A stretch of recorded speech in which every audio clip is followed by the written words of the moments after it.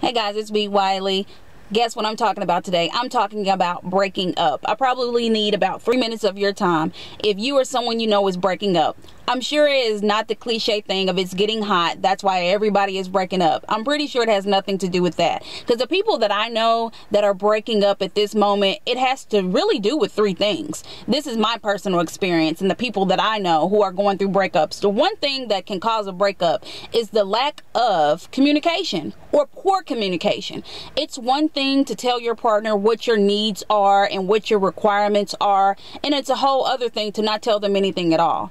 Even when you're communicating with them, you shouldn't be arguing, but when you're communicating with each other, one person expresses themselves, the other person expresses themselves. If one person shuts down, then that's not healthy communication. You cannot have an effective, healthy relationship with only one partner willing to communicate about things. And when you're in a relationship, that should be your best friend. So therefore, you should be able to talk about any and everything. If you cannot communicate with them, how can you see yourself having children with them? How can you see yourself having a marriage and spending the rest of your life with them? It just doesn't make sense. Another thing as to why it's breakup season and why breakups are happening left and right is that no effort.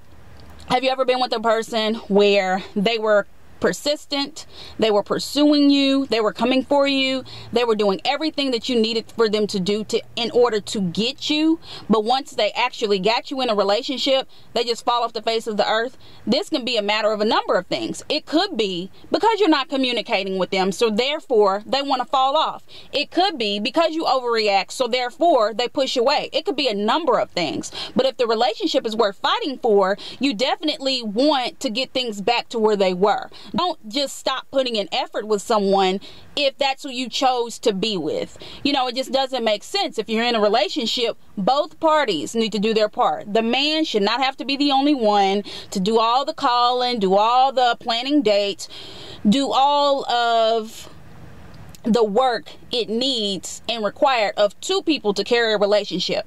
People have issues in relationships and sometimes things get rough. That's why through the rough points in a relationship, during the rough times in a relationship, that's when you need to come together equally, come together strong and help each other out. And then the final point is insecurities. Everyone has insecurities. I keep saying this, seems like a lot in my videos here. It could be because someone is overweight and they've gained weight in the relationship.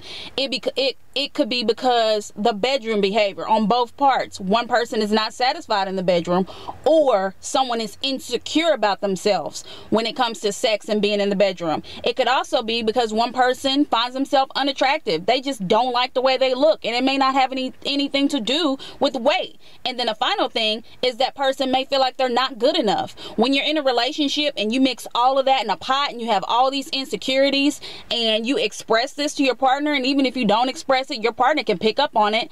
It's time to talk it out, hash it out. And if your partner is telling you your insecurities don't make them want to go in the opposite direction or run for the hills, then it's you're the issue.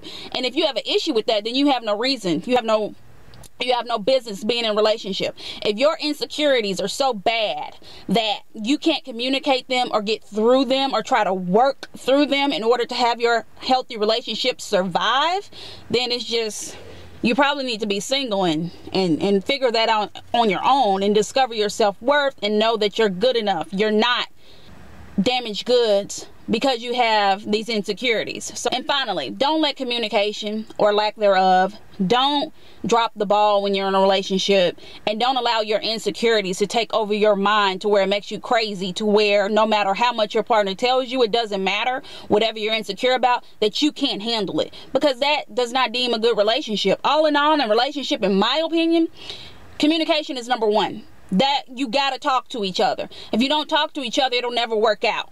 And then after that, once you get with each other, keep dating each other. Don't stop dating each other. And third, with the insecurities, that's something you got to deal with. If you're too insecure to be with someone, be by yourself. If you're afraid that that person is going to find someone else, then that's just what it is. They aren't meant for you. At the end of the day, relationships come and go. Some will last 3 months. Others will last 30 years to a lifetime. It is what it is. Don't dwell on something that didn't work out. It's a lesson or it's a blessing. Sometimes you just got to learn the lesson when you're with that person. And even when you love this person, you got to love them enough to let them go. Don't go back to someone that doesn't make you happy, because then that's just on you. You got to learn how to let go. If you feel happier without that person, then you know that's the right thing to do. But at the end of the day, pray for a way, for the Lord to guide you. Relationships come and go. The ones that are meant to be will be. I'm B. Wiley. Thank you for watching. Peace.